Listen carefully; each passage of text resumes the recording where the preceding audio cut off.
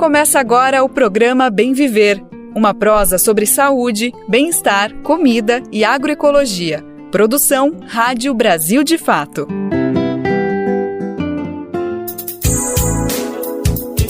Olá, e aí? Bora conversar?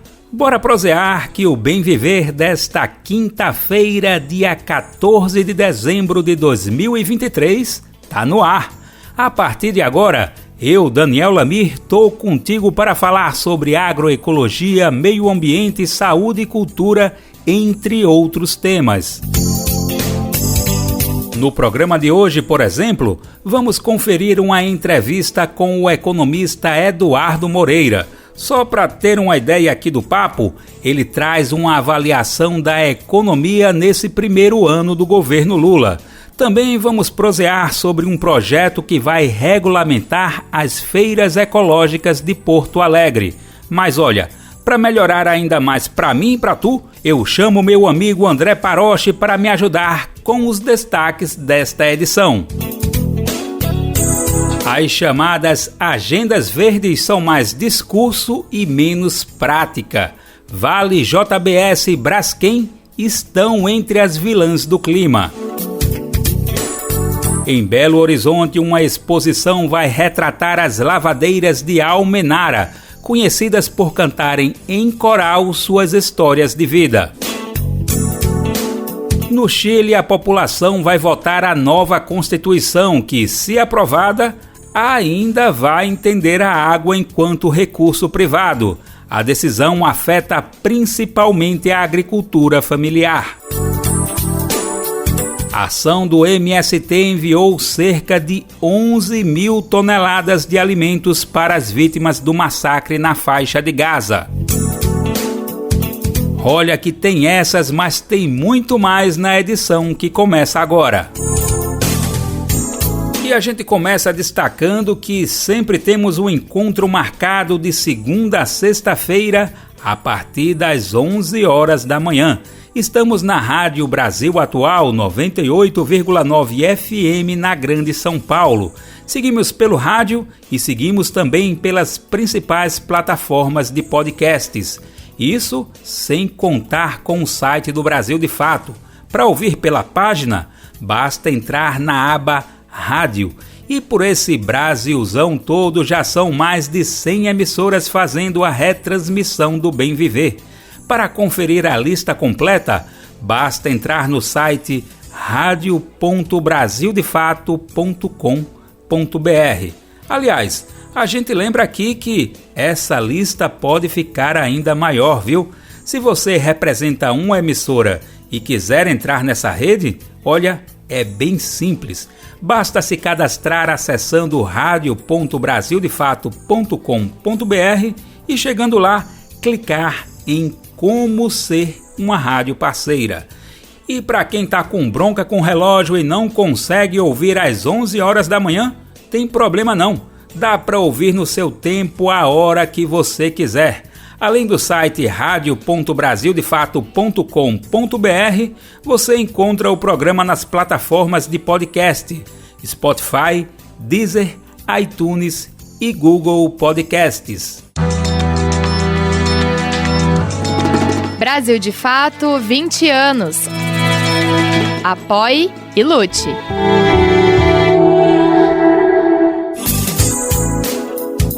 A gente começa o Bem Viver de hoje com uma entrevista com o economista Eduardo Moreira. Ele fala como foi esse primeiro ano do governo Lula num bate-papo bem crítico. Em 2023, o Brasil voltou a rondar entre as 10 maiores economias do mundo. O país teve um crescimento significativo do PIB, o Produto Interno Bruto. A conversa com Eduardo Moreira foi feita com o repórter José Eduardo Bernardes no quadro BDF Entrevista. Olá a todas e a todos, está começando agora mais um Brasil de Fato Entrevista e hoje a nossa conversa é com o economista Eduardo Moreira. Tudo bom, Eduardo? Como vai? Tudo jóia, obrigado, um prazer estar aqui no Brasil de Fato. Aliás, escritório super bonito aqui, vocês estão de parabéns. Obrigado, Eduardo, por aceitar o convite de vir até aqui, esse espaço novo que a gente está começando a utilizar, a colocar na rotina. é legal, né? Para sair muito. Dos quadradinhos do Zoom ali, é melhor. Eduardo, queria começar falando contigo sobre economia. O Brasil conseguiu, até o momento, ampliar as expectativas do PIB, tanto para esse ano quanto para o ano de 2024. Não era isso que estava no cenário inicial ali, quando o Lula assumiu a presidência, enfim, tinha muita coisa para ser feita, né? Quais foram os acertos que propiciaram esse cenário mais positivo para o governo logo de cara, logo no primeiro ano? Boa pergunta. Eu falava, antes do Lula começar o mandato dele, depois dele ser eleito, eu falava que a gente teria um resultado esse ano e no ano que vem muito melhor do que as pessoas estavam esperando. As pessoas estavam esperando 0,5%, 1%, falavam, não, esse resultado deve vir em torno de 2,5%, 3%, que por acaso está muito próximo do que estão esperando, né, para esse ano e para o próximo. Mas eu falava o seguinte, mas a gente tem que tomar cuidado com esse 2,5% e 3%. Porque é claro que é bom. A gente tem que ter cuidado com um governo que seja simplesmente um governo bom. Porque qualquer governo, depois do governo do Jair Bolsonaro, que tenha minimamente, né, o cuidado de fazer as coisas apontando para uma direção certa, vai parecer um governo bom. Com o mínimo de expectativa, a gente tem um efeito base na matemática. O que é o efeito base? O efeito base é o seguinte, se uma coisa cai de 10 para 2, ela caiu 80%. Só que aí você passa a comparar com uma base que é muito mais baixa. Se ela sobe de 2 para 4, ela subiu 100%. Mas ela subiu 100%, a manchete subiu 100%, não sei o quê.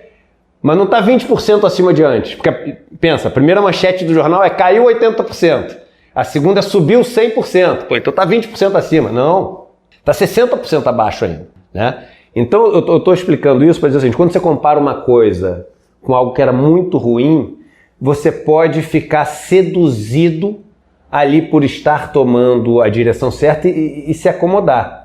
E se por um lado isso é muito bom, né, o Brasil voltou a estar beliscando as 10 principais economias do mundo, isso tem muito também porque é o ranking do FMI, o ranking do FMI considera o PIB em dólar e o Brasil conseguiu uma apreciação do real em relação ao dólar porque fez, enfim, novamente políticas na direção correta, trouxe credibilidade, voltou a trazer interesse de investimentos de fora do país para o país, ordenou a bagunça, deu essa organizada inicial que já faz muita diferença porque a gente vem do caos de Bolsonaro. Qual que é o perigo disso para mim?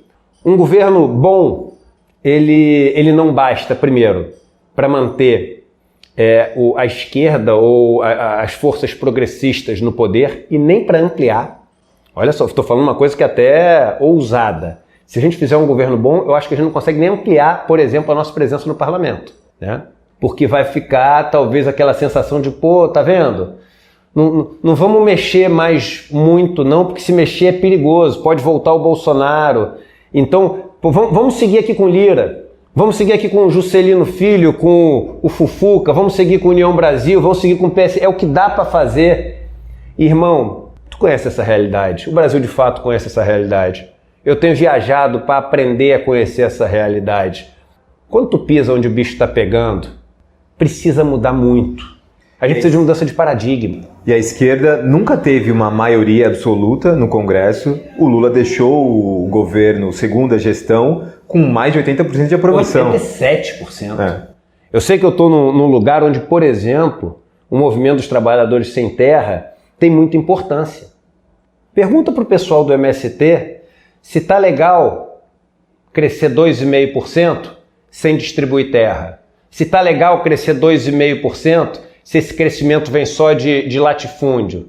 Se esse crescimento vem chancelando, legalizando as ilegalidades cometidas pelos grileiros.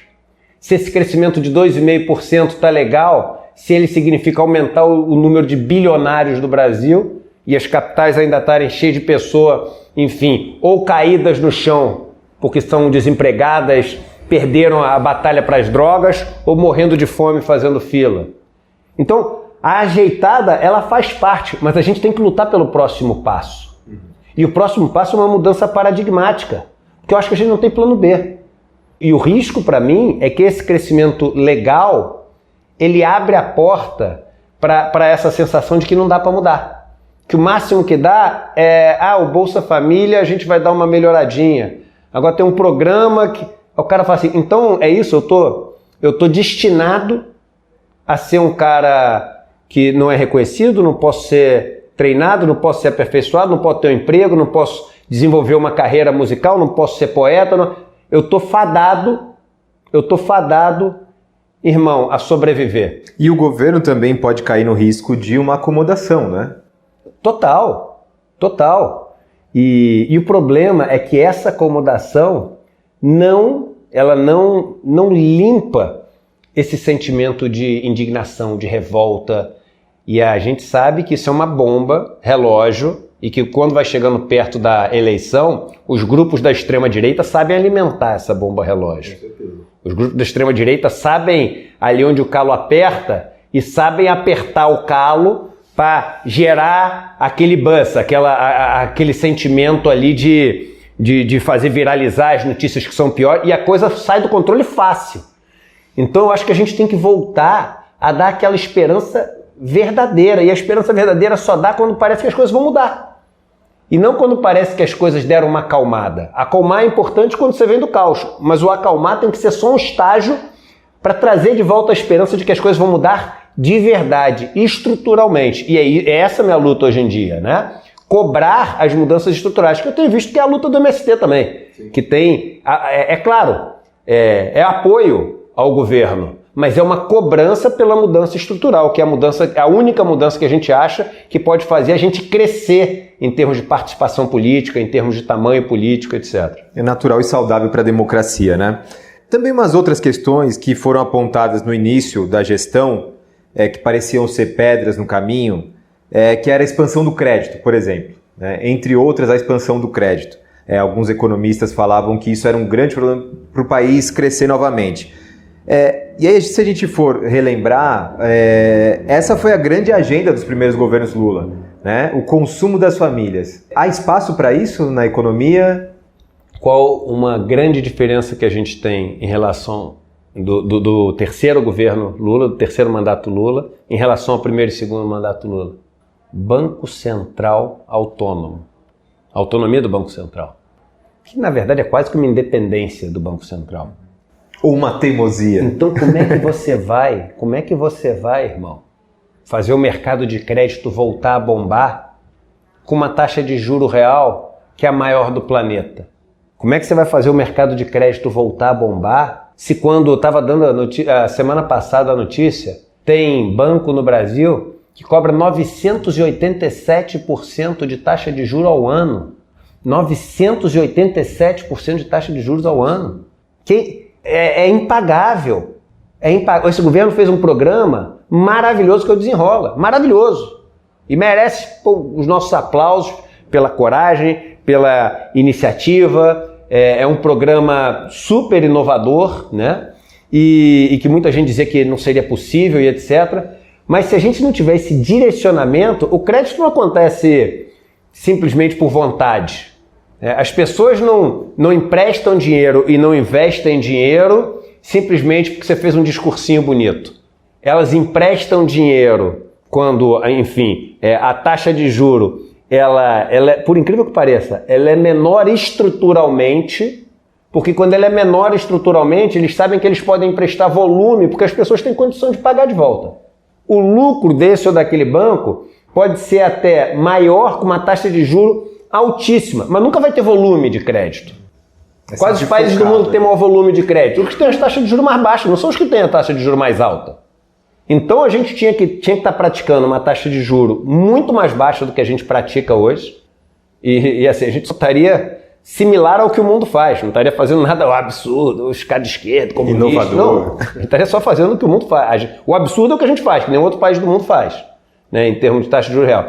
E a gente, claro, teria que complementar isso com programas de governo. Aí você bota os bancos estatais para poder cumprir o papel que eles têm que cumprir. Você faz programas como o Desenrola, entendeu? Você faz campanhas também de educando a população a saber tomar o crédito sem cair nas armadilhas dos bancos. É todo um processo, não tem uma cartada mágica o negócio. Mas tem condições do Brasil voltar a ter volume de crédito e um crédito saudável para que as pessoas possam montar seus negócios, enfim, ter os equipamentos necessários para poder crescer, né, como empresa e individualmente? Tem. Que tem capacidade, tem. Agora, tem que ter essa organização e depende também de coisas que o Banco Central faz. Como é que você tem visto o desempenho do ministro da Fazenda, Fernando Haddad, à frente da pasta? Ele tem tido uma boa articulação com o Congresso, tem tido uma boa aceitação do dito mercado e também, obviamente, tem liderado o governo Lula, né? Apesar de, enfim, alguns atritos recentes, enfim, mas nada, né? O cargo de ministro da Fazenda é um dos cargos mais difíceis que você pode ter, principalmente pegando o país nas condições que o Fernando Haddad pegou. É andar na corda bamba. É muito difícil. E as mudanças que o Haddad tem que fazer, boa parte delas precisam de aprovação no Congresso, né? Eu estou falando isso porque existem dois papéis. O meu papel de alertar para coisas que eu acho que são feitas, que beneficiam muito mais a Faria Lima do que a pauta realmente necessária para mudar o país. Eu acho que tem coisas que são feitas que são longe de serem as ideais, mas o meu papel de apontar, de criticar, de alertar é um papel diferente do cara que tem que executar, que está no Poder Executivo e que é ministro.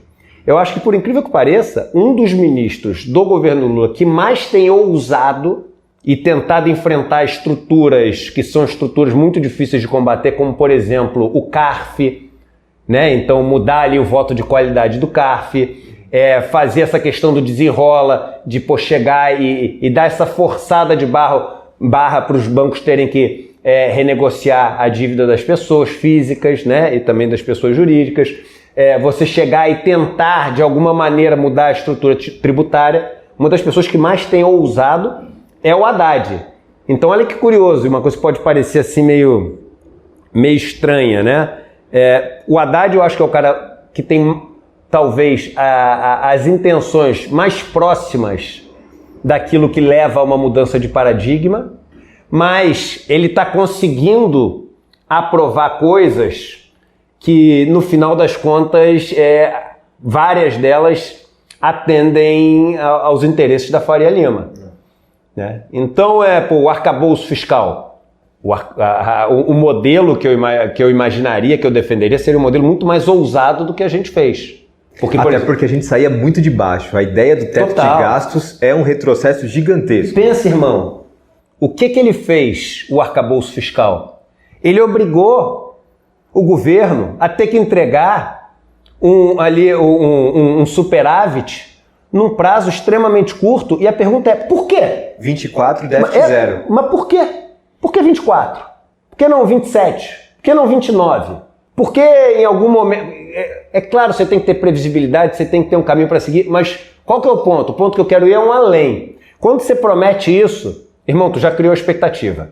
E aí criou a expectativa, tu tem que entregar. Aí para entregar tu tem que ter mais receita e menos despesa. Como é que tu faz menos despesa com um país que quer crescer? Tu tem que fazer mais receita. Quando tu faz mais receita, você tem que mexer, por exemplo, na tributação.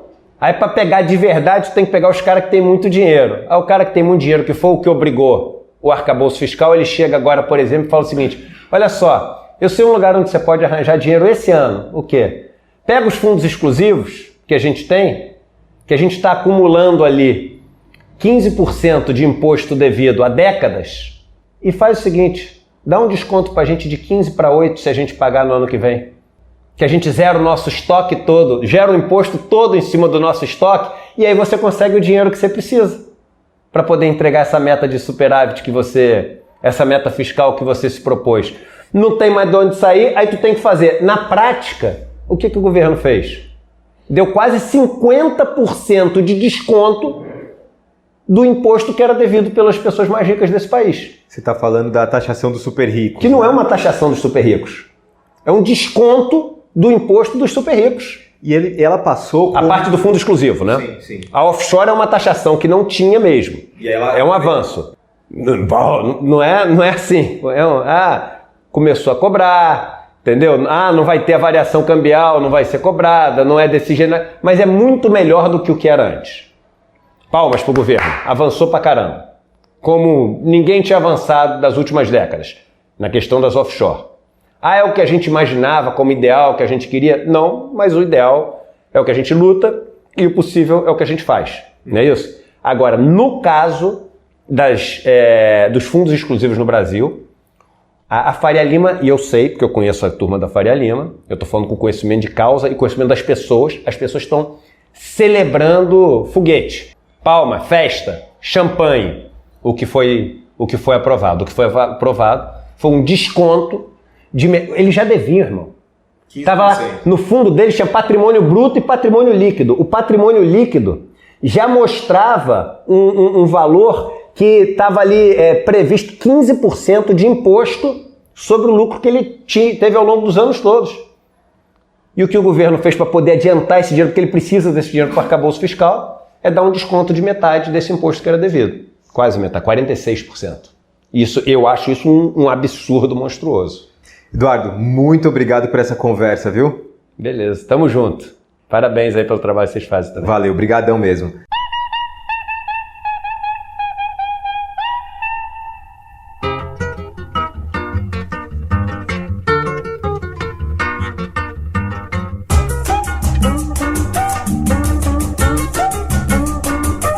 Foi numa tarde de domingo que alguém perguntando por ela chegou, deixando meu coração tristonho, enciumado, morrendo de amor. Eu falei, eu menti, eu chorei, eu soube dizendo. Eu falei, eu menti, eu chorei, eu soube dizendo que ela mora no meu peito e eu moro vizinho a ela. Que eu fico desse jeito, pensando nos beijos e nos carinhos dela. Carolina, Carol, Carol, Carolina Bela. Carolina, Carol, Carol, Carolina Bela. Caca, Carol, caca, Carolina. Caca, Carol, caca, Carolina. Carolina, Carol, Carol, Carolina Bela. Carolina, Carol, Carol, Carolina Bela.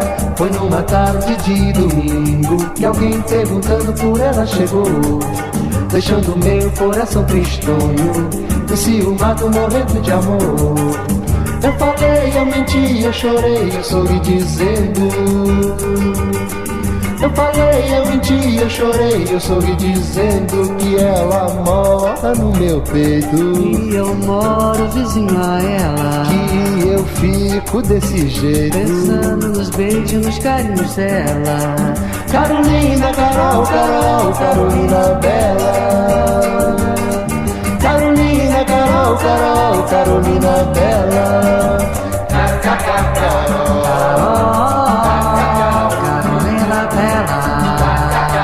Carol,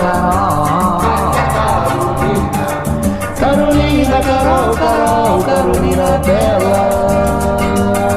Carolina, Carol, Carol, Carolina Bela.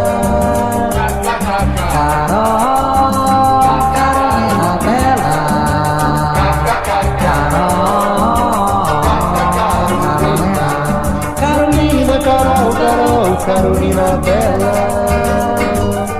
Carolina, Carol, Carol, Carolina Bela. Carolina, Carol, Carol, Carolina Bela. Foi numa tarde de domingo que alguém perguntando por ela chegou, deixando meu coração tristonho, enciumado, morrendo de amor. Eu falei, eu menti, eu chorei, eu soube dizendo.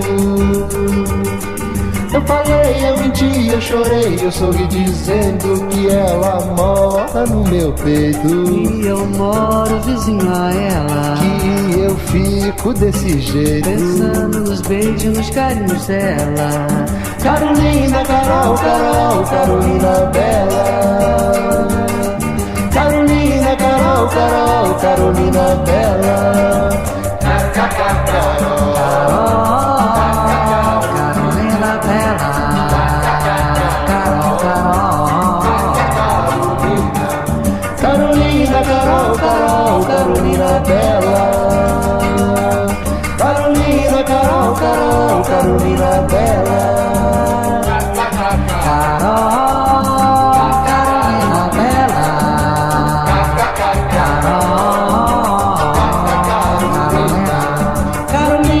Carol, Carol, Carolina Bela.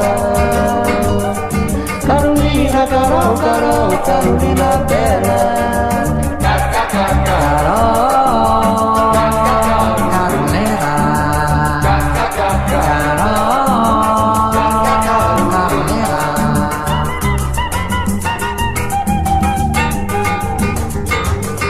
Carolina, Carol, Carol, Carolina Bela.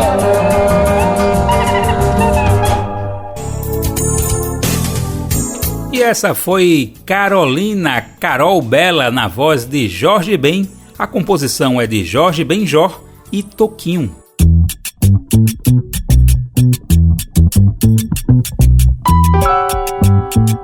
Oi pessoal, eu sou Rosana Fernandes, da Coordenação Política Pedagógica da Escola Nacional Florestan Fernandes. E hoje eu tenho um convite especial para você. A Escola Nacional Florestan Fernandes precisa do seu apoio para continuar promovendo a formação política da classe trabalhadora.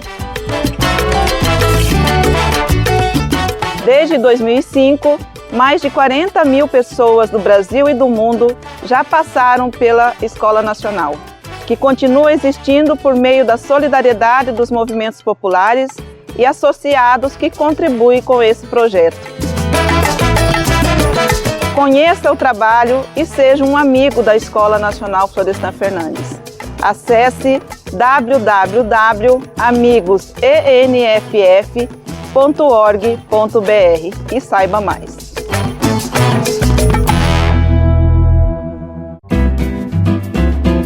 Programa Bem Viver, sua edição diária sobre saúde, bem-estar, comida e agroecologia.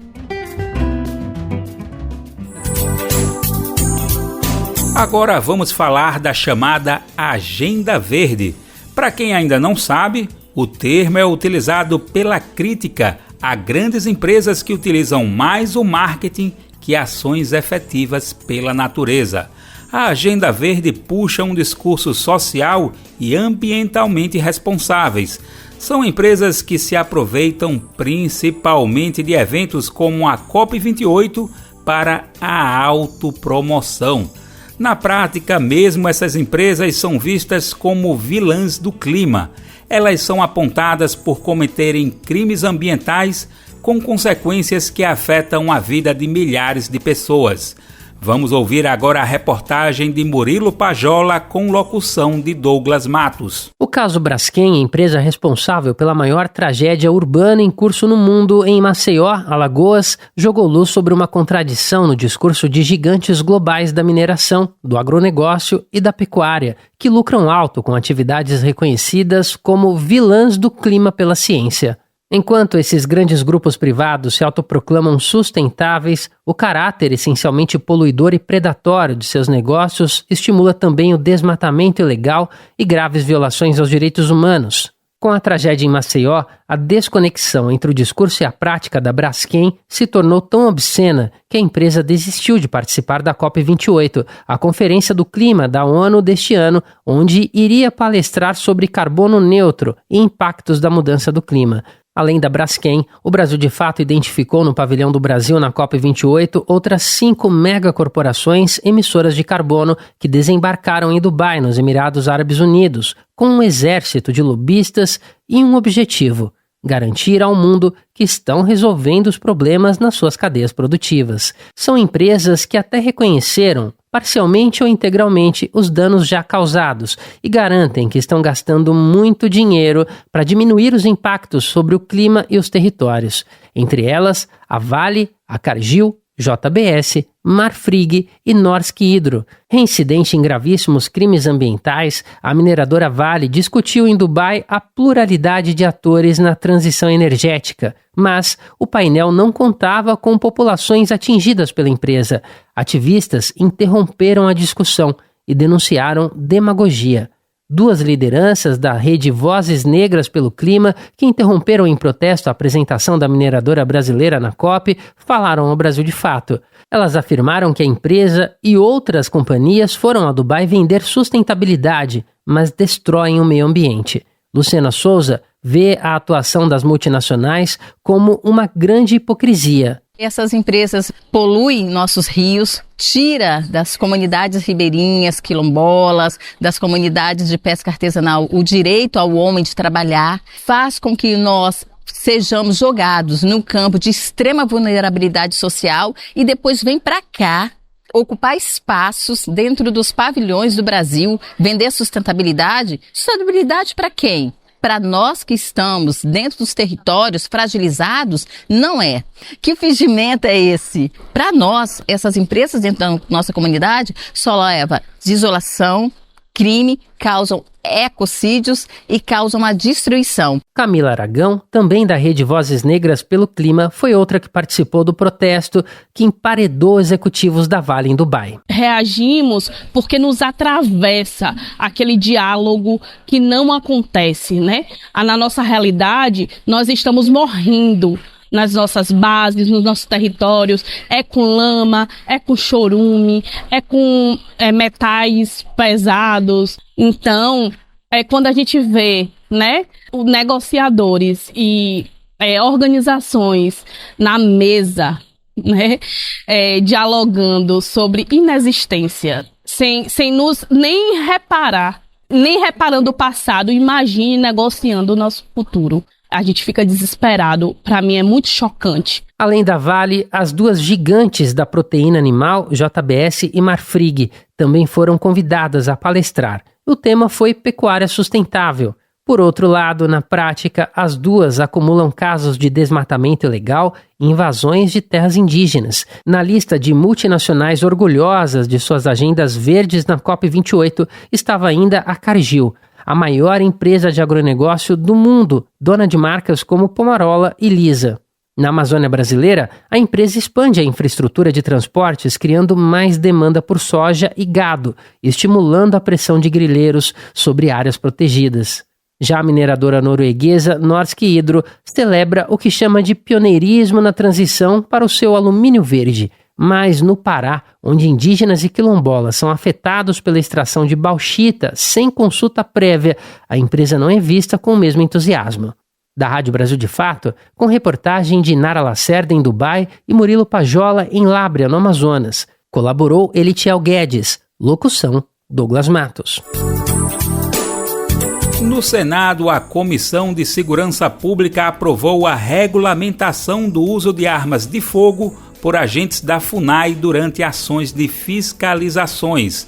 O objetivo principal da regulamentação é garantir mais segurança tanto para os agentes quanto para as comunidades tradicionais que sofrem com os avanços dos conflitos violentos nos territórios. A locução é de Afonso Bezerra. A Comissão de Segurança Pública do Senado aprovou nesta terça-feira, dia 12, a proposta que libera o porte de arma de fogo para agentes da FUNAI, a Fundação Nacional dos Povos Indígenas, em contextos de fiscalização. A medida, que tramita como projeto de lei, é de autoria da comissão externa que discutiu no ano passado o aumento da criminalidade na região norte. O texto será avaliado agora pela Comissão de Meio Ambiente da Casa. A proposta foi relatada pelo senador Fabiano Contarato, do PT do Espírito Santo, e recebeu parecer favorável do petista.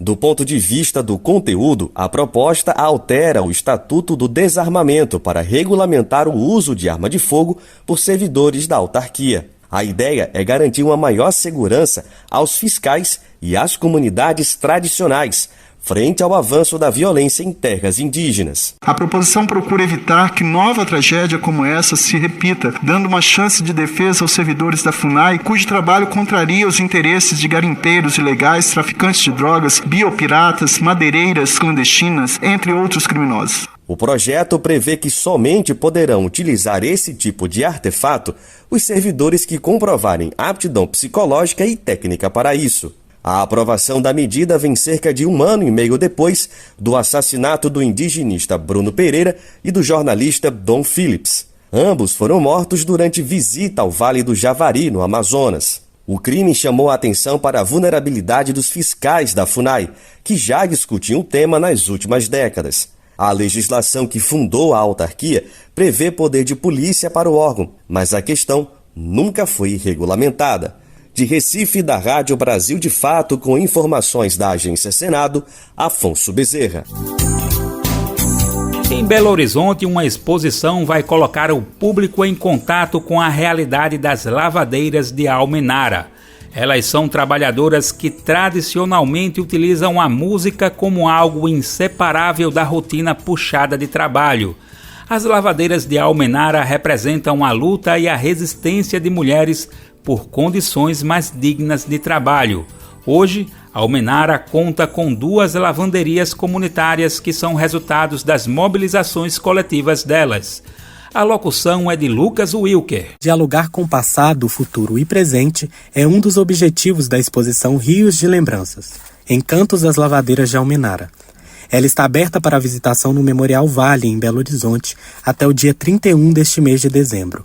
Na mostra, imagens, vídeos, instalações, gravuras e xilogravuras contam a história de diversas mulheres. Elas são retratadas a partir de um trabalho manual, realizando a lavagem de roupas nas águas do rio Jequitinhonha. A exposição é um trabalho da artista e pesquisadora Jéssica Marrox, que resgatou representações iconográficas que refletem as lavadeiras. Com isso, vários aspectos foram levados em conta na hora da construção do material artístico. Os detalhes vão das cores das roupas que elas utilizavam aos orixás e santas que regiam seus trabalhos. A proposta de Jéssica é também popularizar uma história que, segundo ela, por muitas vezes é contada em lugares de difícil acesso, como a própria universidade. Para ela, a exposição é uma forma de traduzir seu trabalho e suas memórias, como uma pessoa que cresceu ouvindo e vivenciando de perto a atuação das lavadeiras.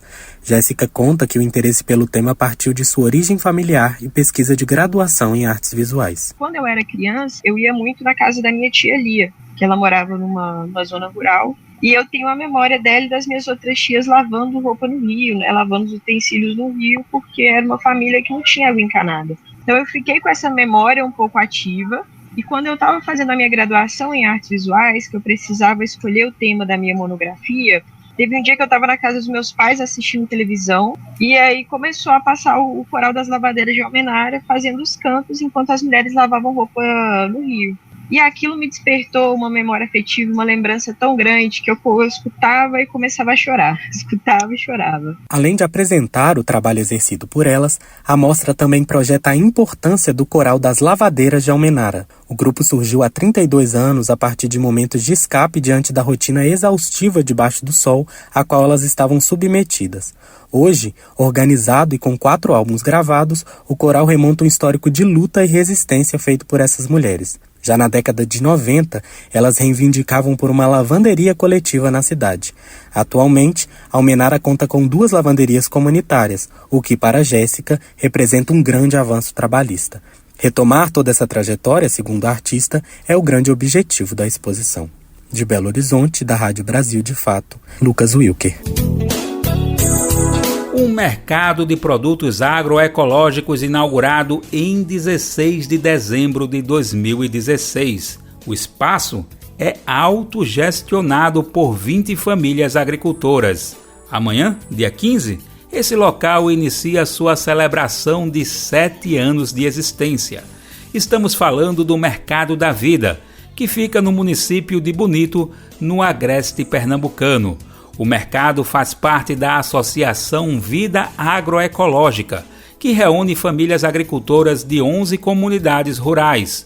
O cultivo e o manejo orientado pelos agricultores e agricultoras que vendem seus produtos através do Mercado da Vida está além da comercialização. Os agricultores e agricultoras também sensibilizam a população sobre o modo de produção agroecológica. Graças aos esforços coletivos dessas famílias, junto a movimentos populares e outros apoios, o espaço segue ativo e comercializando os alimentos produzidos. O pesquisador pernambucano Paulo José Santana destaca a importância que o mercado tem hoje para a cidade de Bonito. O Mercado da Vida hoje representa uma estratégia autogestionária que vem colaborando com o processo de sensibilização da população, como um mercado público no centro da cidade. Então, a capacidade de ampliar os conhecimentos agroecológicos, sensibilizar a população pelo consumo de uma alimentação saudável e, sobretudo, elevar esse conhecimento à perspectiva da preservação do meio ambiente, isso tem surtido como algo principal na função que o Mercado da Vida exerce hoje no centro da cidade de Bonito. E para celebrar o aniversário do espaço e a resistência dessas famílias agricultoras, o Mercado da Vida recebe uma mostra fotográfica inédita. O evento conta com 40 imagens produzidas a partir de técnicas ancestrais de impressão. A iniciativa utiliza pigmentos contidos nas plantas e nos frutos para produzir imagens sobre o papel ou tecido. A mostra é um dos desdobramentos do projeto chamado Em Transição, Pesquisa Cultural em Fotografia e Agroecologia. O projeto realizou no início do ano uma residência fotográfica com as famílias agricultoras. A agricultora Fábia Lima Moura, do sítio Creuza, e Paulo Fulô, da comunidade Muricé, contam como foi a experiência de participar do projeto Em Transição. Recebemos com muito entusiasmo e curiosidade o projeto Em Transição. Apesar desse projeto tratar-se de uma técnica antiga, que é a antotipia e a fitotipia, nós não conhecíamos. Então havia muita curiosidade. Para mim foi maravilhoso participar desse projeto. Vai ficar a aprendizagem e as visitas que foram feitas em cada família. Apesar de eu já conhecer, né, as famílias e a propriedade, as visitas foram feitas com outro olhar, um olhar mais minucioso. Então trouxe mais aprendizagem. Paulo Santana, que também é doutor em agroecologia, políticas públicas, agricultura familiar e desenvolvimento territorial, explica como o projeto contribui para o processo de transição agroecológica na região. O projeto Em Transição, hoje, ele representa um dispositivo de ampliação do conhecimento do processo de transição agroecológica que vem acontecendo em Bonito. Então, essa experiência que desenvolvemos com residência cultural e fotográfica, ela vai mostrar para a população a amplitude do que significa, né, um processo de transição agroecológica a partir das unidades produtivas dos agricultores e das agricultoras. Então a gente vai demonstrar, vai sensibilizar, a gente vai fazer experimentos com a população para que elas entendam que é necessário um processo de transição onde os hábitos alimentares, onde a forma de cultivo, a forma de relação com a natureza, ela precisa ser modificada em função de outros valores, de outras crenças, sobretudo na perspectiva da preservação. E se você é de Bonito ou está pela cidade, gostou e ficou com curiosidade com esse projeto, que une botânica, fotografia e agroecologia, a abertura da mostra Em Transição, Pesquisa Cultural em Fotografia e Agroecologia será na próxima sexta-feira, 15 de dezembro, a partir das 6 da manhã. A mostra fica em cartaz até o mês de fevereiro no Mercado da Vida, localizado na Avenida Alberto de Oliveira, centro de Bonito. A entrada é gratuita. Do agreste pernambucano, seguimos para a capital gaúcha. O plenário da Câmara Municipal de Porto Alegre ficou lotado no último dia 11. Boa parte do público presente era de feirantes que acompanhavam a votação do projeto de lei que regulamenta a realização de feiras ecológicas na capital do Rio Grande do Sul. A lei, que foi aprovada por unanimidade, teve contribuição da sociedade civil, que participou ativamente da construção do texto. Entre outras medidas, a lei diz que feirantes que trabalham com produção em sistema de baixo carbono serão priorizados. Vamos ouvir mais detalhes agora. A locução é de Kátia Marco. O projeto de lei que regulamenta a realização das feiras ecológicas em espaços públicos de Porto Alegre foi aprovado por unanimidade na última segunda, dia 11. Antes da validação, a iniciativa contou com a mobilização de feirantes no município por 11 meses. Com origem no Executivo, o projeto somente foi aprovado com a adição das 6 emendas propostas pelo Conselho de Feiras da capital gaúcha. Elas foram apresentadas pela vereadora Abigail Pereira, do PCdoB. O secretário de Governança Local e Coordenação Política, Cássio Trogildo, afirma que houve um longo debate com os agricultores, pelo qual passou a proposta. De acordo com ele, a necessidade de uma lei específica das feiras ecológicas vem sendo abordada desde 2018. Segundo Trogildo, desde que foi apresentado, o texto passou por várias atualizações, a cada nova reunião com feirantes. Nas palavras dele, o projeto é fruto de muito diálogo, desde o debate realizado em 2018, passando por diversas discussões com os agricultores até chegar à Câmara.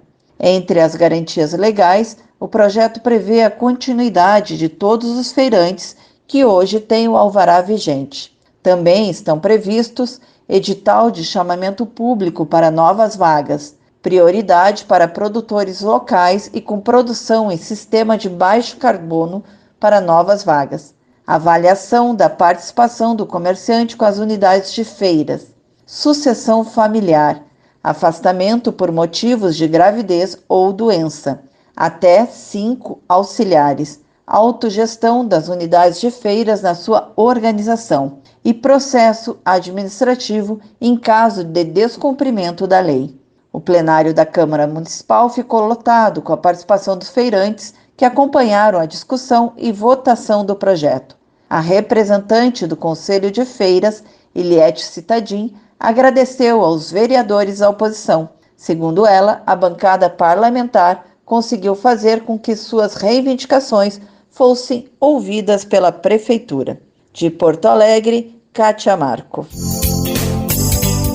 O MST, Movimento dos Trabalhadores Rurais Sem Terra, doou nesta semana cerca de 11 mil toneladas de alimentos às vítimas do massacre na faixa de Gaza. A iniciativa também conta com o apoio dos aviões da FAB, a Força Aérea Brasileira, que são responsáveis por levar a carga para a região. Esta já é a segunda vez que o MST envia ajuda ao povo palestino.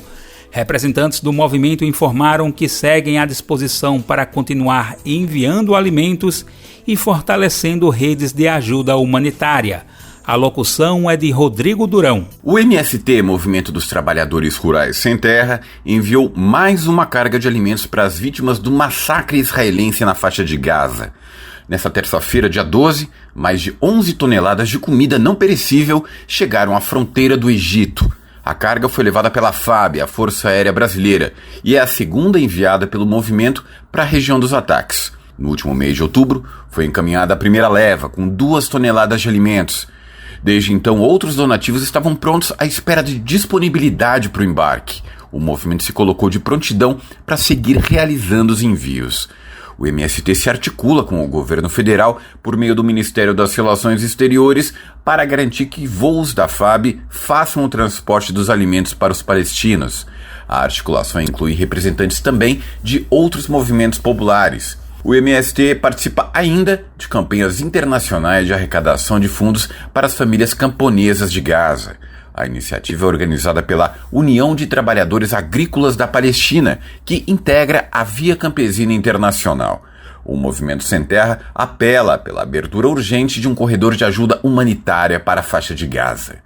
De São Paulo, da Rádio Brasil de Fato, com informações da redação, Rodrigo Durão.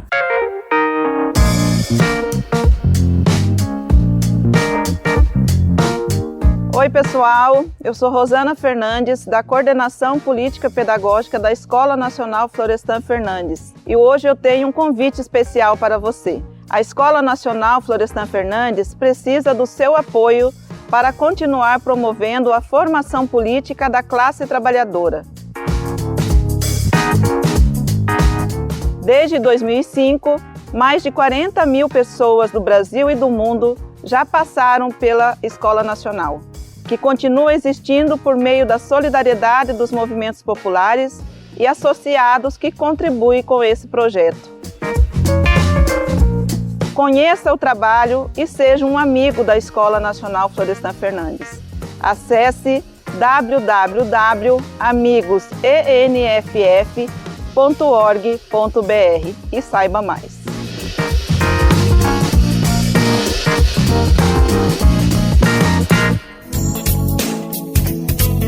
E seguindo com o Bem Viver com notícias de fora do Brasil. E o assunto agora é a votação da nova Constituição do Chile. O pleito será realizado no próximo domingo, dia 17 de dezembro. Entre centenas de artigos presentes na proposta de Carta Magna, um ponto fundamental para o país está em disputa: a privatização da água. No Chile, a água foi privatizada durante a ditadura de Pinochet, na década de 80. Trabalhadoras e trabalhadores rurais são os mais prejudicados. Sem acesso a um recurso fundamental como a água, ficam impedidos de produzir alimentos e, assim, acabam vendendo suas terras.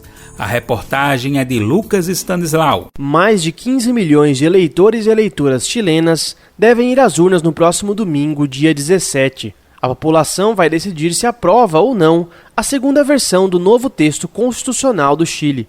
A proposta é fruto de um longo processo que começou nas ruas, em 2019, e já teve várias idas e vindas políticas. Entre centenas de artigos presentes na proposta de Carta Magna, um ponto fundamental para o país está em disputa: a privatização da água. Para Francisca Pantia Rodrigues, o novo texto não reverte o atual status do recurso natural. Ao contrário, piora a sua condição. Ela é uma histórica militante do Partido Comunista Chileno. Francisca também é representante do movimento camponês ANAMURI, a Associação Nacional de Mulheres Rurais e Indígenas. A ativista conversou com o Brasil de Fato em Bogotá, capital da Colômbia. Ela participou da 8ª Conferência Internacional da Via Campesina, entre os dias 1 e 8 de dezembro. Ali, Rodrigues discutiu os principais problemas do campesinato chileno, principalmente o acesso à água. Esse bem, de acordo com ela, é considerado no país uma mercadoria como qualquer outra. Herança da ditadura e do projeto econômico neoliberal, diversos serviços básicos no Chile são parcial ou totalmente privatizados. Essa foi uma das principais características que fizeram com que milhões de pessoas fossem às ruas em outubro de 2019. O movimento ficou conhecido como estalido social, ou explosão social em tradução livre. A onda de manifestações levou a um clima político insustentável para o então presidente Sebastián Piñera, e uma Assembleia Constituinte foi convocada. Parlamentares foram eleitos pelo voto direto, formando uma convenção constitucional majoritariamente progressista. O Chile é um dos poucos países no mundo que permite a privatização total de reservas de água. O cenário abre espaço para o monopólio de grandes empresas do agronegócio. Isso é fruto do chamado Código de Águas, elaborado nos anos 80, ainda sob ditadura militar de Augusto Pinochet.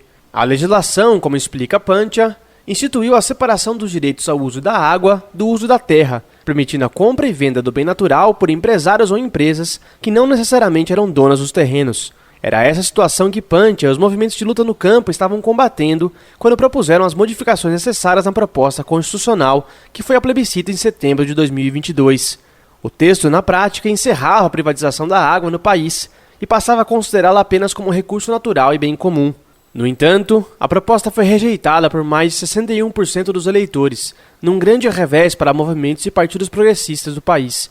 Hoje, uma convenção menos popular e dominada por partidos de direita e de extrema-direita apresentou uma proposta de Carta Magna mais conservadora, que mantém diversos aspectos da Constituição de Pinochet. No quesito privatização da água, apesar de afirmar que são bens nacionais de uso público, não anula os direitos de aproveitamento da água.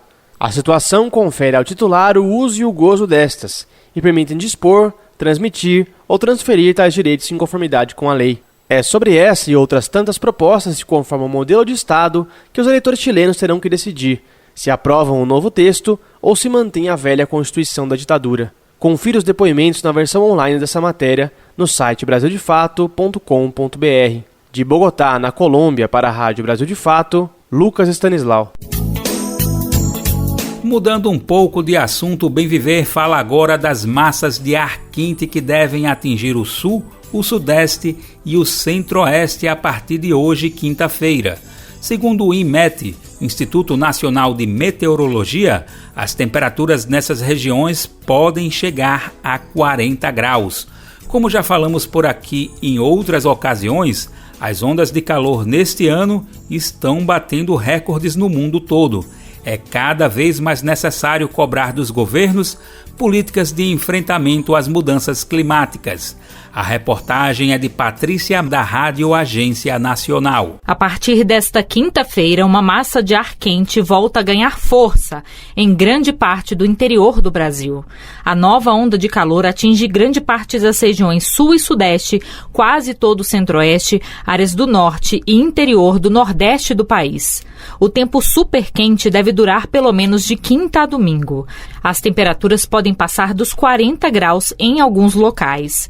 De acordo com o IMET, uma onda de calor ocorre quando a temperatura fica 5 graus acima da média por vários dias seguidos. Mesmo sem onda de calor, teve cidade que bateu os 40 graus hoje. Em Jaguaribe, no Ceará, os termômetros registraram 40,3 graus. E em Itaporanga, na Paraíba, fez 39,9 graus. Para amanhã também tem muita chuva prevista. No sul do Rio Grande do Sul, há alerta de tempestade com ventos fortes e queda de granizo. E mesmo com chuva, as máximas ficam em torno de 30 graus. E mesmo com chuva, as máximas ficam em torno dos 30 graus amanhã em quase todo o país. Da TV Brasil em Brasília, Patrícia Maia. E a nossa prosa de hoje já está quase no final. Mas antes de encerrar, gostaríamos de falar da importante trajetória de luta do ex-deputado Luiz Alberto, que faleceu ontem aos 73 anos. Luiz Alberto foi um dos cofundadores do Movimento Negro Unificado na Bahia e o primeiro secretário da Promoção da Igualdade Racial também na Bahia.